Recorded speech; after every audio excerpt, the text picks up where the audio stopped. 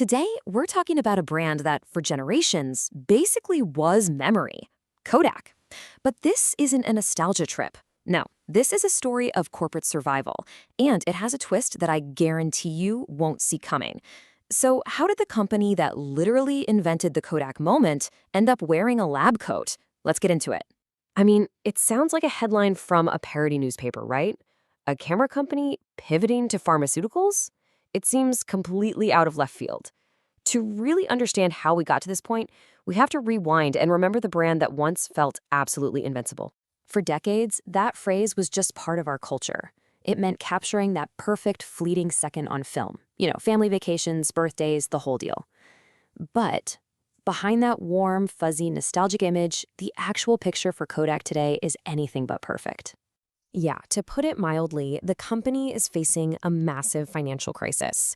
And if you really want to understand their, let's face it, desperate move into pharma, you first have to see just how dire the situation really is. Okay, just look at this. The scale of the collapse is just staggering. Back in the early 2000s, Kodak was a giant, pulling in around $9 billion a year. Fast forward to today, and that number has crashed to just $1 billion. And the reason?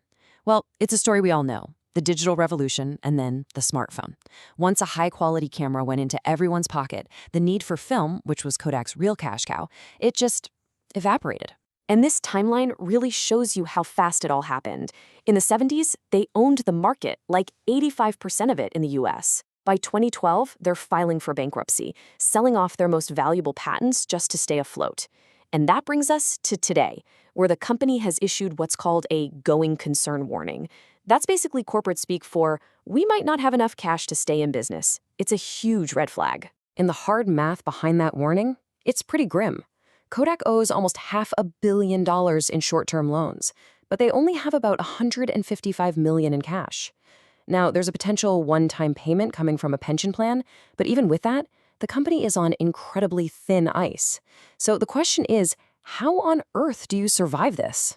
And this, right here, is where the whole story takes a fascinating turn. The answer to Kodak's future, it turns out, isn't in cameras at all. It's actually been hiding in its past this whole time, a past that most of us never even knew about. To get this pivot, you have to completely reframe how you think about the company. The key is this: Kodak has always been a chemical company in disguise. Their real expertise wasn't in the camera box, it was in the incredibly complex chemistry that made the film work. Let's just trace this back for a second. The company's very first big invention, the dry photographic plate, was a chemical breakthrough. Then, during World War I, German chemical supplies got cut off, so the founder, George Eastman, said, fine, we'll make our own. He created a specialty chemical division that eventually became Eastman Chemical Company, which, by the way, is a massive Fortune 500 firm today. So, this chemical DNA, it's been there from the very beginning. And it is this deep, deep history in chemistry that Kodak is now betting its entire future on. So you see, it's not quite as random a pivot as it first sounded, is it? Specifically, what Kodak is targeting is a really niche but absolutely crucial part of making drugs, something called key starting materials, or KSMs.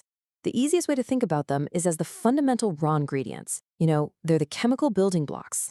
Without KSMs, you simply can't make the active ingredients that actually make our medicines work. So why bet the farm on chemicals? Well, because it's the only part of their business that's actually making any money. The old school print division, while it still brings in 70% of the sales, is losing money. But the small, mighty chemical division, it's profitable. It's the only engine in the company that's actually growing, which makes it the only logical place to invest. And this idea isn't totally new. The strategic value of Kodak's chemical side got a huge spotlight during the pandemic. The US government actually offered Kodak a massive $765 million loan to start making drug ingredients right here in the US. Now, that deal ended up collapsing in a lot of controversy, but it was a massive signal that Kodak had something incredibly valuable under the hood, something way beyond photo paper. And they're not just jumping into the deep end here. They have a pretty methodical plan. First, you start small. You make simple, regulated lab solutions. Then you scale up to something a little more complex, like IV saline. And the ultimate goal, the big prize, is to use all that experience to start producing those really high-value, complex KSMs we were just talking about. But look, having a plan and a cool backstory, that's not enough. Kodak is walking into a hyper-competitive, heavily regulated industry. And the paths to success? It's going to be a seriously uphill battle. And we have to be realistic about what this means for their bottom line, at least at first.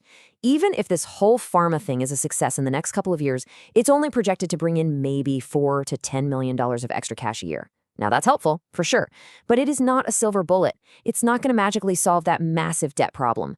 This isn't about hitting a quick jackpot. It's about building a story, a narrative, to convince lenders that they actually have a future. That being said, Kodak does have some real aces up its sleeve. Decades of making film gave them world-class expertise in complex chemistry and high-quality, large-scale manufacturing. And guess what? Those skills transfer incredibly well to making pharmaceuticals. Plus, with the current push for more domestic production in the US, they could catch a pretty significant tailwind. But it's just impossible not to compare Kodak to their old nemesis, Fujifilm. Fuji faced the exact same collapse of the film industry, but they acted way earlier and diversified broadly into healthcare, cosmetics, you name it. And today, they're thriving. Kodak is trying a much later and much narrower version of that exact same play. And a list of challenges is, well, it's long. The pharma manufacturing market is already super crowded. Profit margins can be razor thin. And in this business, a single quality failure can absolutely destroy your reputation overnight. Kodak is entering this fight as a very small fish in a tank full of sharks. So it all comes down to this. Kodak, a true icon of the 20th century, is placing this massive, high-stakes bet on a 21st century reinvention. The company that literally captured our memories is now trying to manufacture the building blocks of modern medicine. Look, the pivot makes sense. It leans on a hidden history of chemical genius that was there all along. But it is very late in the game, it's a narrow bet, and it's going to be incredibly difficult. So the question we're left with is a big one. Is this the beginning of a truly remarkable corporate comeback story, or is this iconic brand just taking its final, desperate shot?